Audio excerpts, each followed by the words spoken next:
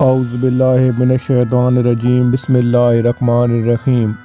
ہم اپنے تمام ناظرین کو خوش آمدید کہتے ہیں اپنے یوٹیوب چینل وظائف اور اسلام پہ۔ ناظرین، آج کا واقعہ آپ کو سناتے ہیں۔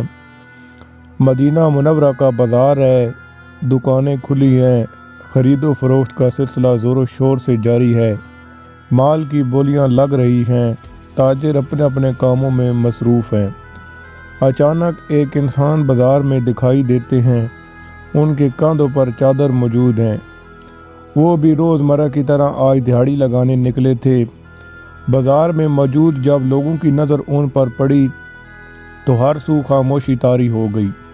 لوگ اس شخصیت کو دیکھ کے حیران ہو گئے۔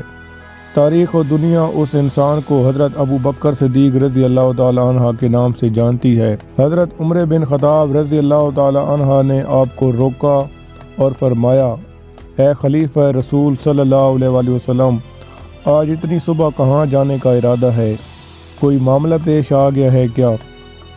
خلیفہ رسول حضرت ابو بکر صدیق رضی اللہ تعالی عنہ نے فرمایا، نہیں ابن خطاب، میں تو روزمرہ کی طرح اپنی مزدوری کرنے نکلا ہوں۔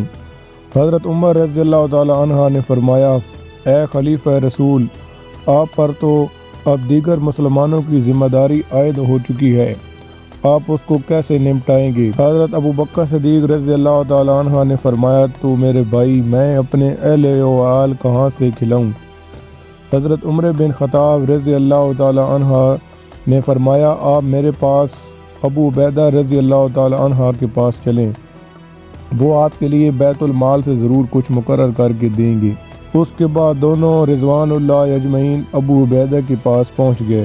خلیفہ رسول حضرت ابو بکر صدیق رضی اللہ تعالی عنہ اور حضرت عمر بن خطاب رضی اللہ تعالی عنہ حضرت ابو عبیدہ رضی اللہ تعالی عنہ کے پاس بیٹھے ہیں، اور ابو عبیدہ رضی اللہ تعالی عنہ نے خلیفہ رسول حضرت ابو بکر صدیق رضی اللہ تعالی عنہ سے پوچھا، مدینہ میں جتنا اوسطاً دیہڑی مزدور کو ملتی ہے، آپ کو نہ اس سے زیادہ ملے گا نہ کم، کیا آپ کو منظور ہے؟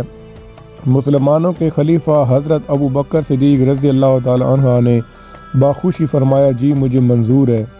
ابو عبیدہ رضی اللہ تعالی عنہ نے دوبارہ پوچھا، آپ کو مسلمانوں کے بیت المال سے سردی میں ایک جوڑا ملے گا اور ایک جوڑا گرمی میں ملے گا، لیکن اس کے لیے شرط یہ ہوگی کہ آپ گرمی کا جوڑا سردی میں اور سردی کا جوڑا گرمی میں واپس کر کے دوسرا جوڑا لیں گے۔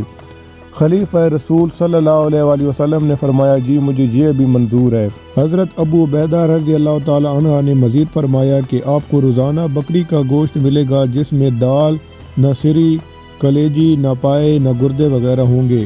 عام مسلمانوں کی طرح آپ کو بھی وہی ملے گا جو سب کو ملتا ہے، اور مزید یہ کہ آپ کو ایک سواری ملے گی، کیا آپ کو یہ بھی منظور ہے؟